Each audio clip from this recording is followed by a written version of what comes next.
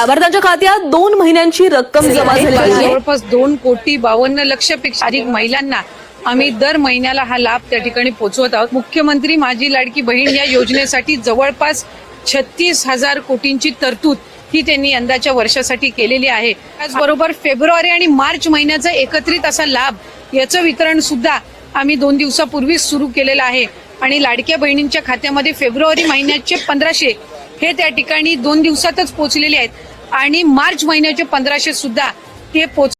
लाडक्या बहिणींसाठी मोठी आनंदाची आणि मोठी महत्त्वाची अपडेट या ठिकाणी येत आहे.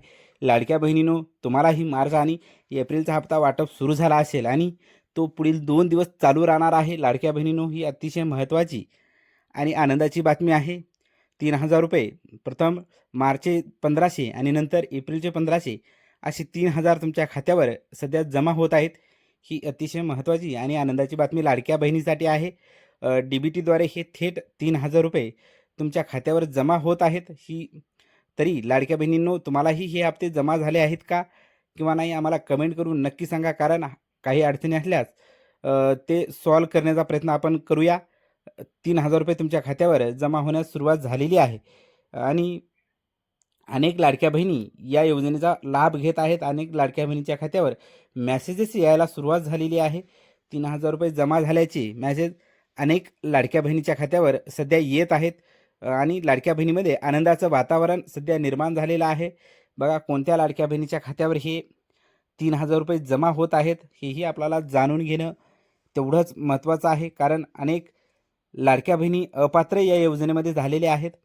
जवळपास महाराष्ट्र राज्यामध्ये 71 लाख लाडक्या बहिणी बाद झालेल्या आहेत, म्हणजे अपात्र झालेल्या आहेत, कारण अनेक त्रुटी त्यांच्या फॉर्ममध्ये निघालेल्या आहेत. EKYC असेल किंवा इतर कुठल्या तांत्रिक अडचणी असतील, अशा अनेक अडचणीमुळे लाडक्या बहिणी अपात्र होत आहेत.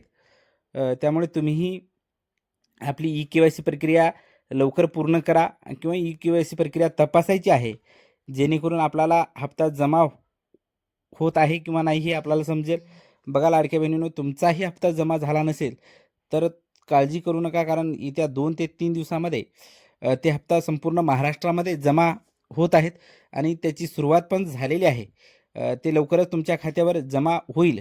बघा लाडक्या बहिणींनो, आपल्याला काय काळजी घ्यायची आहे जेणेकरून आपल्याला लक्षात येईल की आपले पैसे जमा झाले आहेत की नाही.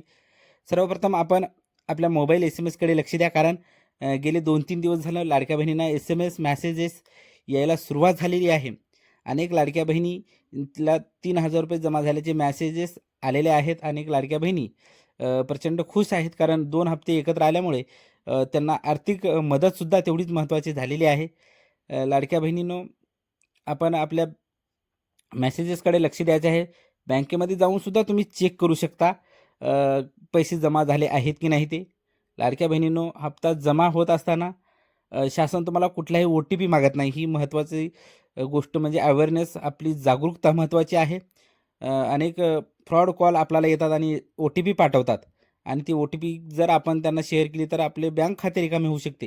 त्यामुळे कुठलाही OTP कुणाला शेअर करू नका आणि जागरूक राहावा, एवढीच एक तुम्हाला विनंती आहे. बघा, हे कामं नक्की तुम्हाला करायची आहेत, जेणेकरून आपला हप्ता जमा झालेला आहे की नाही ते आपल्याला समजेल. बघा, आपले बँक स्टेटस म्हणजे आपले खाते ॲक्टिव्ह असल्याची खात्री करून घ्या. म्हणजे आपले बँक खाते चालू आहे का किंवा काही तांत्रिक अडचणीमुळे बंद झाले आहे का हे तपासून घ्या, जेणेकरून आपला हप्ता त्या खात्यावर जमा होईल. EKYC तपासायची आहे. EKYC प्रक्रिया पूर्ण आहे का किंवा कुठं अडकलेली आहे का ते लगेच आपल्याला आपल्या EKYCचं स्टेटस आपल्याला चेक करायचं आहे, जेणेकरून आपले पैसे विना अडथळा आपल्या खात्यावर जमा होत. आणि अनेक जिल्ह्यामध्ये पैसा जमा होत आहे, त्यामुळे 1-2 दिवस उशीरसुद्धा लागू शकतो. व्हिडिओ आवडला तर लाईक, शेअर, सबस्क्राईब करा.